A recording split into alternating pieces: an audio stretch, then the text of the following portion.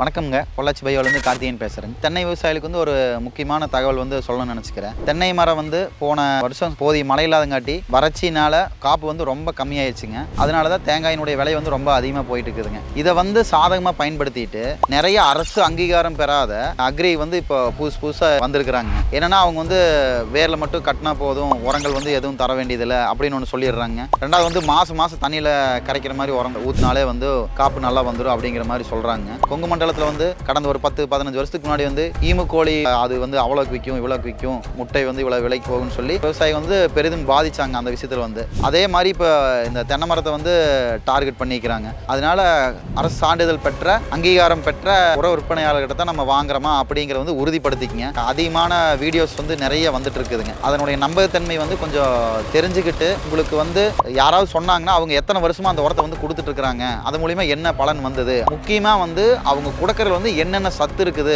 அதுக்கு வந்து கவர்மெண்ட் வந்து சான்றிதழ் வழங்கி இருக்குதா அப்படிங்கிறது வந்து தெரிஞ்சுட்டு வந்து பயன்படுத்துங்க. விவசாயி யாராக இருந்தாலும் யாருக்கிட்ட ஏமாறக்கூடாது அப்படிங்கிறத வந்து நம்மளுடைய நோக்கம். நீங்கள் யாருக்கிட்ட உரம் வாங்கி வச்சோம்னாலும் அதன் மூலிமா நீங்கள் பயன் அடைஞ்சிட்டா நாங்கள் வந்து ரொம்ப சந்தோஷப்படுறோம். ஏமாந்திரம் மட்டும் வேண்டான்னு விவசாய பெருமக்களை கேட்டுக்கொள்கிறோம்.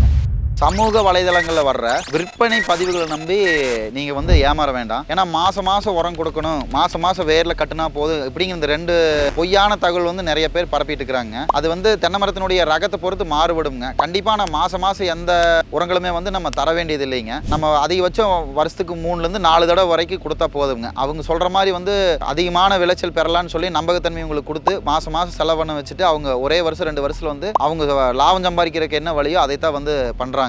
அதனால நீங்க யாரும் வந்து நம்பி வந்து ஏமாந்துட வேண்டாம். நம்ம வந்து கிட்டத்தட்ட 2013 இந்த துறையில வந்து இருந்துட்டு இருக்கிறேங்க. நான் வந்து டிப்ளமோ அக்ரிகல்ச்சர் தான் வந்து படிச்சிருக்கிறேன். தென்னை மரம் சம்பந்தமா, உரம் சம்பந்தமா வரக்கூடிய பூச்சி நோய் தொந்தரவுகள் எதுனாலும் நீங்க என்னோட நம்பருக்கு வந்து கான்டாக்ட் பண்ணுங்க. தென்னை விவசாயம் மட்டுமே நம்ம வந்து பெரிதளவும் வந்து நம்ம முக்கியத்துவம் கொடுத்து பண்ணிட்டு இருக்கிறோம்ங்க. முடிஞ்ச அளவுக்கு எங்கனால உங்களுக்கு சப்போர்ட் பண்ணி தரோம்ங்க.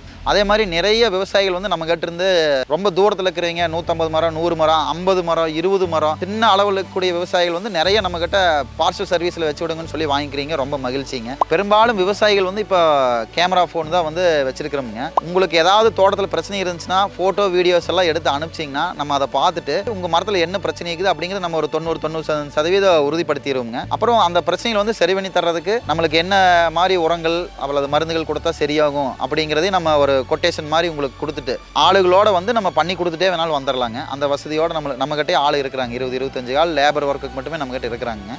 நன்றி, வணக்கம்.